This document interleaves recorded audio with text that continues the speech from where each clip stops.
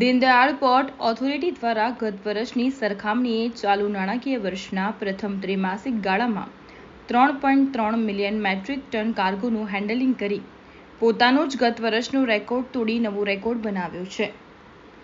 Deendayal port ઓથોરિટીએ પ્રથમ ક્વાર્ટરમાં જ 30 મિલિયન મેટ્રિક ટન કાર્ગોના હેન્ડલિંગને સફળતાપૂર્વક વટાવ્યું છે.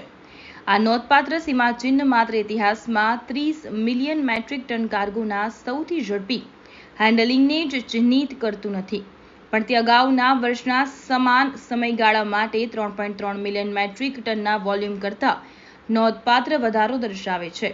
આ નોંધપાત્ર સિદ્ધિ અધ્યક્ષ અને ડેપ્યુટી અધ્યક્ષના ગતિશીલ માર્ગદર્શનનો પુરાવો છે. આ અંગે ડીપીએની યાદીમાં જણાવ્યું છે કે એચઓડી અને સમગ્ર ટીમના અધ્યક્ષ અને અવિરત પ્રયાસો અને સમર્પણ, ખાસ કરીને ટ્રાફિક મેનેજર રત્ના શેખર રાવ, જેમણે આ માઇલસ્ટોન હાંસલ કરવામાં મહત્વની ભૂમિકા ભજવી છે, તેમની સખત મહેનત અને પ્રતિબદ્ધતાઓ આ ઓપરેશનલ પરફોર્મન્સમાં નવી ઊંચાઈ સુધી પહોંચવામાં સક્ષમ બનાવ્યા છે. અમે સતત સમર્થન અને માર્ગદર્શન માટે આભાર વ્યક્ત કર્યો હતો.